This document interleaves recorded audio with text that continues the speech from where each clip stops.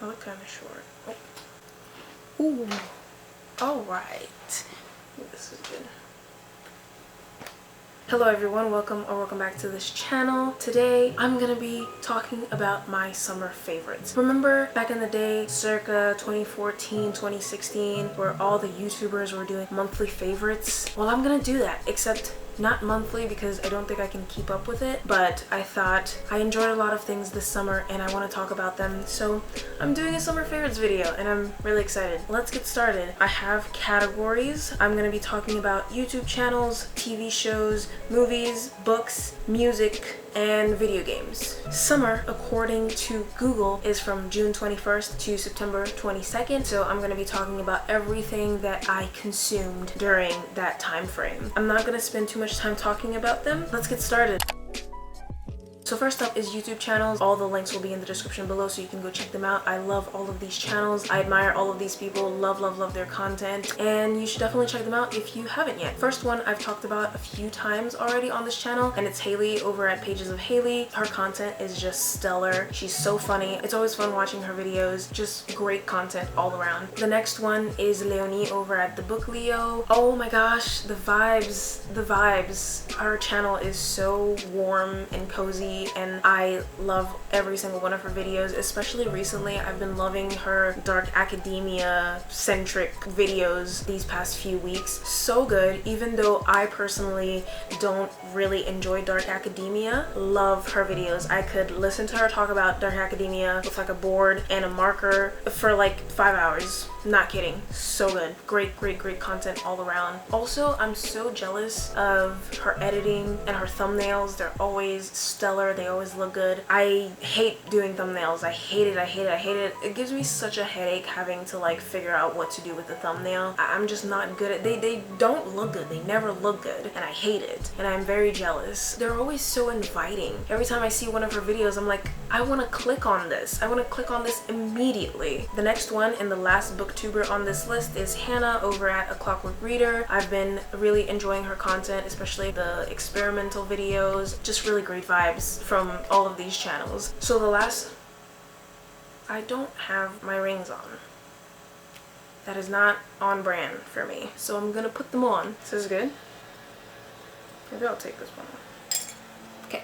Alright, got the rings on. Anyway, I was talking about the last 3 YouTube channels that I've been really enjoying over the summer, and they're not booktubers. The first one is Jess. I'm just gonna put the channel name here because I don't know how to pronounce it and I don't want to sound stupid. This channel, so underrated. She is so funny, so blunt, and my feelings do get hurt occasionally. Yeah, watching her videos, yeah. But I love it. She makes really great content, and I don't know, the way that she expresses herself is so particular. I just don't know how to explain it, but I'm obsessed with it. She does also have a few book videos, and they are just as good as the rest of her content. Next is bunchhh. Super calming. Honestly, I could rewatch every single one of her videos and I would not get tired. It just puts me in such a peaceful and zen mood. And the same thing for the last channel I'm gonna mention is Dustin Vuong. Also really good YouTuber. His videos the same as bunchhh. Just peaceful vibes. I want to live their lives. I want to live how they live. Even the videos where they're not really doing anything, just like a mundane period of their life, is just so nice to watch. So I am living vicariously through these videos. That wraps up all of my favorite YouTube channels over the summer that I have been watching religiously, and I obviously recommend all of them. Please go check them out. I mean, they're all pretty popular, so I'm pretty sure most people already know about them anyway. So now moving on to the TV show category. I have 3 shows and hopefully I get through this quickly, but I really just can't shut up about them. So who knows, this section might be 30 minutes long. Hopefully it's not. Please, I'm begging, for future me's sake, editing this. The first one I'm gonna mention is First Kill on Netflix. I love this show. Was it like a cinematic masterpiece?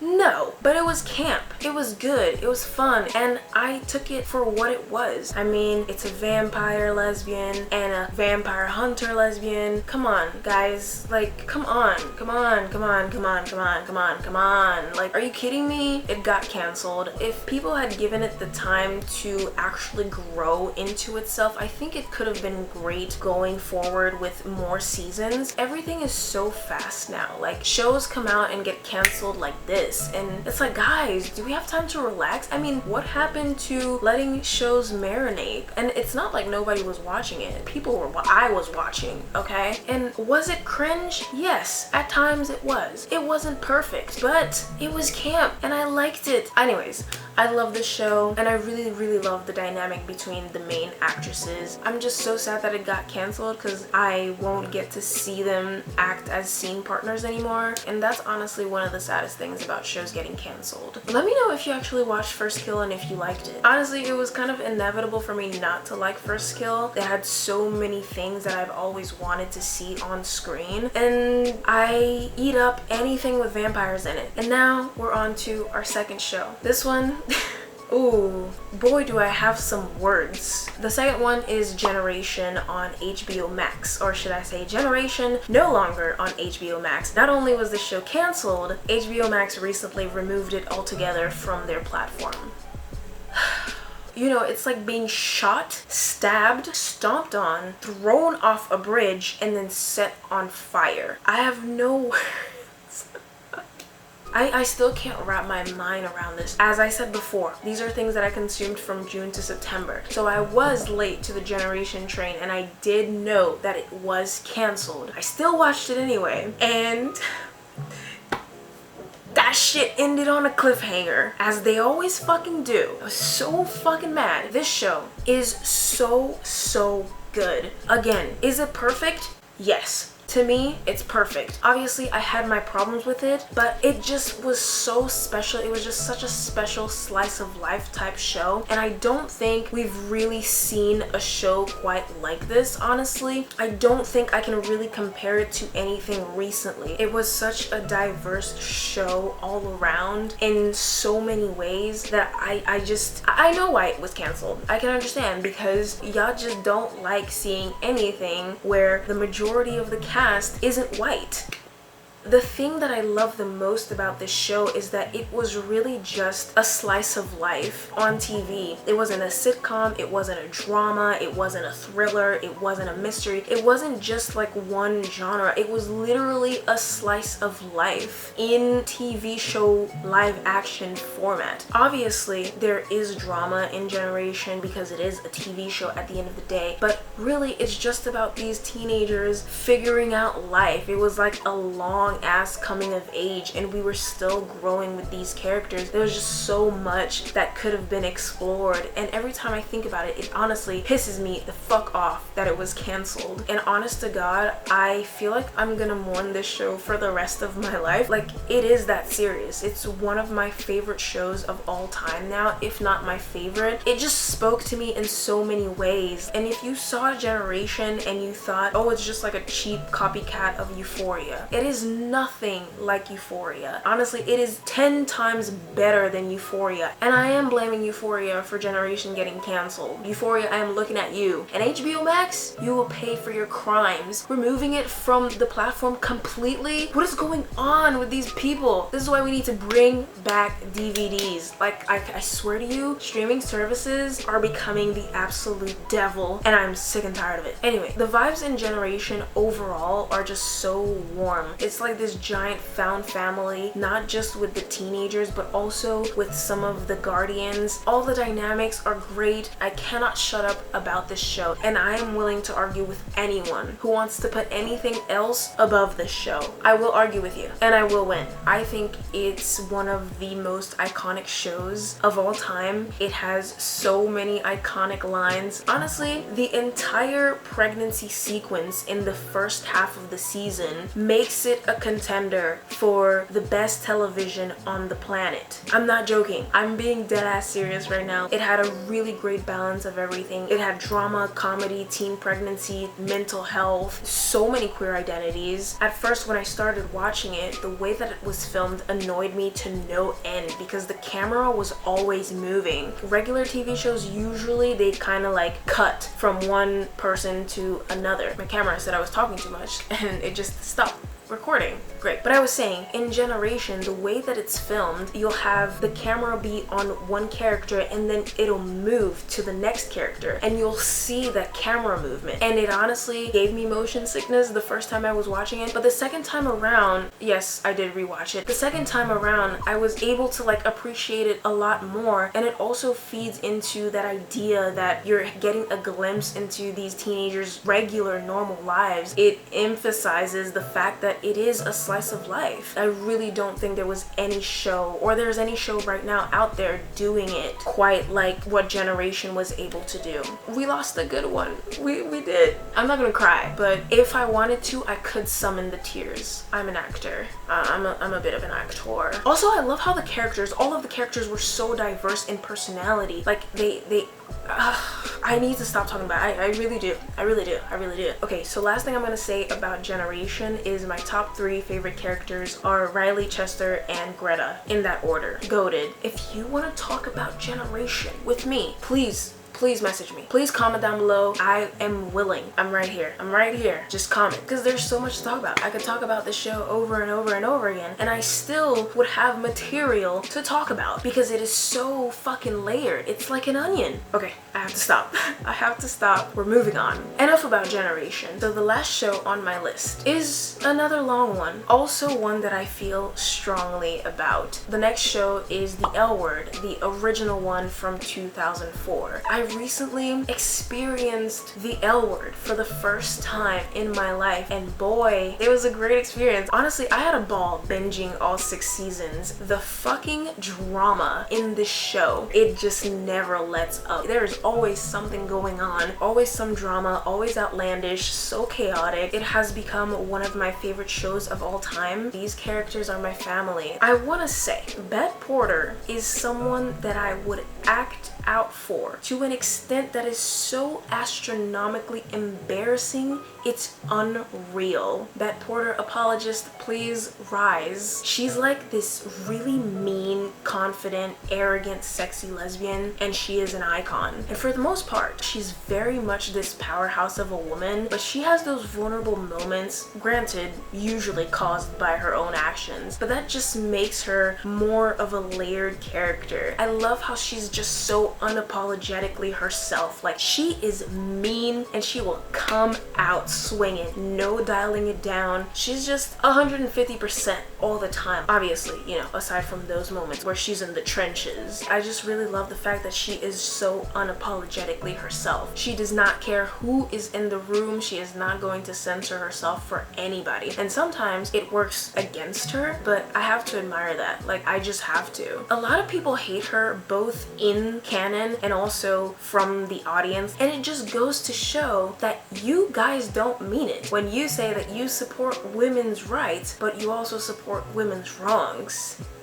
Not me though. Not me. Y'all be easy, because I support her. I support her, even at her worst. I think she's very slay. She's very slay to me, and I love her. Let's move on. The L Word, it's a classic, and for such an old show, it was doing a lot. Was it problematic? Yes, of course. There were a lot of things that were questionable, problematic, downright not good. But again, it's a show from the early 2000s. What can you expect? Honestly, back in the day, anything could fly. So yeah, I do watch the reboot version, Generation Q, and I'm also very much obsessed with that one as well. And I can't wait for the next season that's supposed to be coming soon. It's probably gonna be chaos again, as always. All of these people, they're just so fucking messy, and I love it. I love the drama. Give me more of it. Same with Generation. Last thing I will say about the L Word, my top 3 favorite characters, obviously Bette Porter. Number 2 is Alice Piasecki, an icon, and number 3 is Helena.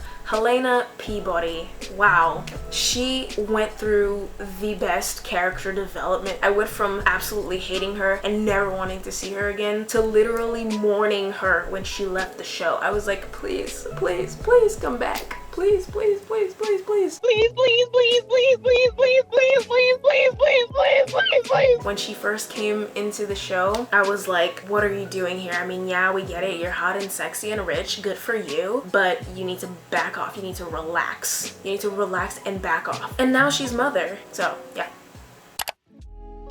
So now we're moving on to movies. I have 5 movies. Some I just put on this list because it sparked joy, and sometimes that's all you can ask for, okay? Number 1 is Nope 2022, directed, written, produced, executive produced by Jordan Peele. Jordan Peele is a fucking genius. I loved this movie and I need to rewatch it immediately. The layers, the symbolism, incredible. This movie was so beautiful visually. It's just crazy how he keeps pushing out these bangers. If you watch Nope and you didn't really understand it, or you thought it was kind of like a simple plot, please go read some fan theories. I recommend going on Tumblr. There's a bunch of posts just mentioning so many different things. It'll blow your mind. Sometimes I really just sit here and wonder, how's Jordan Peele not tipping over walking around with that big ass brain of his? He's a genius. The Jordan Peele cinematic universe, great bodies of work. In conclusion, Nope 2022, cinematic masterpiece, now one of my favorite movies of all time. The next movie can be described also as such, and it's Bodies, Bodies, Bodies. This was so fucking insane, and unironically, I think it was so good. It captured exactly the tone of Gen Z without being condescending or mean about it. It just made you look in the mirror. Sometimes it definitely made you look stupid, but at the end of the day, you're like, yeah, this might be stupid, but it's funny. Again, so many iconic lines. One of the last scenes with Jordan, Alice, Sophie, and B, when they're in that living room, if you've seen the movie, you know exactly the scene I'm talking about. Oh my god, that entire sequence is so fucking brilliant. Honestly, Oscar-worthy performances all around. There's just so much, and the line delivery of every single person in that scene is so fucking good. Alice, hands down, was the best character. I think her and Jordan, the back and forth dialogue that they had throughout the entire movie was stellar. The route that it took was so ridiculous that it made it good. I don't think any other ending would have worked with this cast of characters because they are such terrible people. There's no way it could have been another outcome. I really enjoyed this movie. I have watched it twice now. It is so funny. Definitely recommend. Alright, sorry, so my camera died. I had to go charge it a little bit, but we're back. The angle looks different, that's why. The next movie is The Woman King. So good. Love this movie. I am aware and I have seen the controversies surrounding this movie, but honestly, it was a good movie, okay? It was a good movie. Like, yes, I'll keep that in mind, but it was a good movie. What do you want me to say? I'm sorry for enjoying a good movie. I liked it. I am aware, but I enjoyed it for what it was. A good movie. Moving on, the last 2 I'm gonna go through quickly because they're the ones where it's like, this sparks joy. I had a fun time. It was cute and great and funny and nice. And it's Crush on Hulu and Do Revenge on Netflix. Just great, pure summertime fun. I did not predict the plot twist in Do Revenge, and I love that for me. I love being surprised. And Crush was also a very cute, sapphic little rom-com. Love it. More of that, please. And yes, those are my movies of the summer. Go watch them if you have not already. Now we're on to the books. I have 3 books and I'll try not to linger on them. The first one is Luster by Raven Leilani. This is one of my favorite books of the year, actually. And it's so funny that I say that because I gave it a 3.75 out of 5 stars. But it's still one of my favorites. It just rewired my brain. After reading this book, there's no going back. It's like there is my brain before I read Luster and my brain after. And they're completely 2 different brains. And Luster, if you want to know, video is about this 20-something-year-old named Edie who is not having a good time. Not at all. Her life is actually a series of unfortunate events, and we get to read about it. I really loved the writing. It was so particular, and I'm not gonna lie, there are some lines in there that I was like, what are you talking about? I think there's a line where she compares one of the characters to a triangle, and I have no idea what the fuck she's trying to say, but I'm nodding. I'm like, okay, I'm gonna pretend like I understand it. But overall, I thought the writing was great. There's a lot of quotes in there that just, I read them and I was like, oof. I was like, damn, like they gave me whiplash. I was literally this gif of Nini.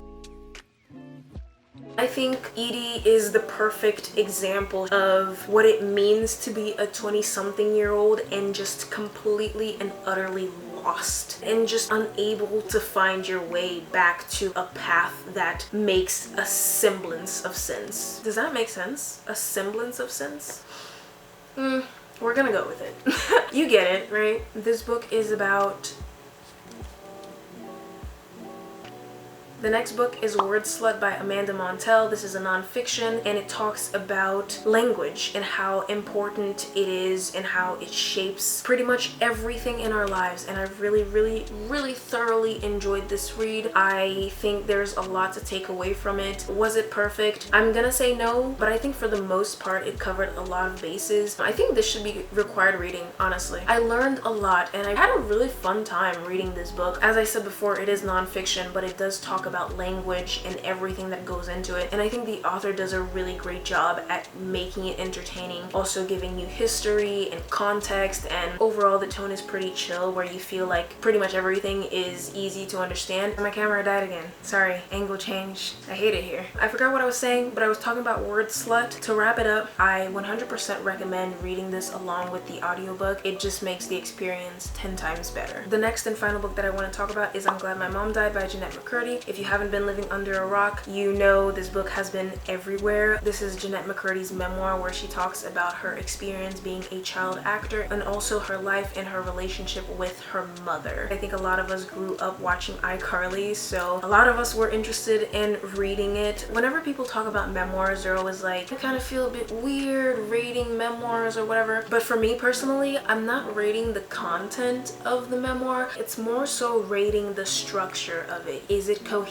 Does it make sense? The writing, is it easy to follow, or is it just poetic fluff without saying much? Or is it just complete shit? And other stylistic choices like that. And I also take into account the impact that it has on me. And to me, I'm Glad My Mom Died is a 5 out of 5 star. A lot of the stuff that she was talking about, I resonated a lot with. Even if I didn't relate, it still resonated. I can't imagine the journey she must have gone through in order to put all of this on paper. The writing was pretty simple. I did read snippets of it and I thought I wasn't gonna like it, but it was simple, easy, very straightforward, sometimes blunt, but it kind of worked with Jeanette's personality. I feel like her personality was shining through with the writing style, where it's kind of like this dry humor. She's just telling it like it is, and I love that. It was great. She also talks about mental health, eating disorders, and the various relationships that she's had throughout her life. Same as Word Slut, I definitely recommend reading this alongside the audiobook. It is narrated by Jeanette McCurdy herself. Obviously, this is her story, and who better to narrate it than herself? Alright, so we have 2 more categories left. Now we're on to the music. The first album I want to mention is Renaissance by Beyonce. Of course, I have a lot of favorites. It's been everywhere. It's been haunting me. It's in my head. Some of my favorites are I'm That Girl, Cozy, Alien Superstar, Virgo's Groove, Move, Heated, and Thick. It's great all around overall. Like, it's Beyonce. The next album that I want to talk about is Gemini Rights by Steve Lacy. My top 3 are Sunshine, Helmet, and Cody Freestyle. All of these have a killer intro. With the instrumental, it just starts out like it feels like your heart is pounding. People have been running Bad Habit into the ground, and that's a good song when I haven't listened to it in a while, but honestly I'm fine with that, you know, keep using that song. I'm just really glad that Sunshine isn't the one that everybody's using because they probably ruin it for me, but Sunshine is the best song on this album. When that guitar or the bass or whatever the fuck, like, I'm not a musician, okay, I don't know, but when that guitar comes in towards the end and they're like singing together, As soon as I hear that, I am levitating. Again, hands down, best song on this album. This song is also featuring Fouché. The next album is The Lead by Flo. I am just so glad that this group exists, and I'm really excited to see where they go. It's crazy to think that their music is literally just a few months old. The Lead, go check it out if you haven't yet. So good. My top 3 are Cardboard Box, Not My Job, and Future Me. Damn, the sun is shining. Sunshine. I still love you. I still love you. Admit that I was lost. You're taking it just as hard. Criticize me all you want, but I'm always gonna be where you are, where you are, where you are. But I'm always gonna be. Wow! I'm telling you, this song is fucking haunting me. I was talking about Flo, and then the sun came on and distracted me, and I thought about Sunshine again. The last one is actually an artist all around, and it's Doechii. I think my favorite of hers right now might be obviously Persuasive featuring SZA, Crazy, and Swamp Bitches with Rico Nasty? Okay, with Rico Nasty. I desperately need a collab with her and Doja Cat. Like, I need it. I need it immediately. I need it yesterday. Now, that's it for all the music that I was listening to throughout the summer. I am still listening to these albums, obviously. The last category is video games, and I only played one game, and it's Detroit Become Human. I really like the concept of this game. I like how the decisions that you make alter the outcome, and there's not like a set storyline. What I didn't like though is that every time I died, I couldn't go back. I swear I killed Connor so many times. I don't know if he's supposed to die that many times or if it really was my decisions that made him die. But anyways, I am going to replay it and make different decisions because that's mainly the point of the game. There's so many outcomes. I just want to know all of them. Yes, you know the drill. My battery died again. So that's it for all of my summer favorites. This video was actually really fun to make. I love talking about things that I love. I like that it wasn't just about books this time. I got to talk about multiple different things that I love because I love a lot of things. That's it for this video. Hopefully you enjoyed. Please let me know some of your summer favorites, and I'll see you in my next video. Bye-bye.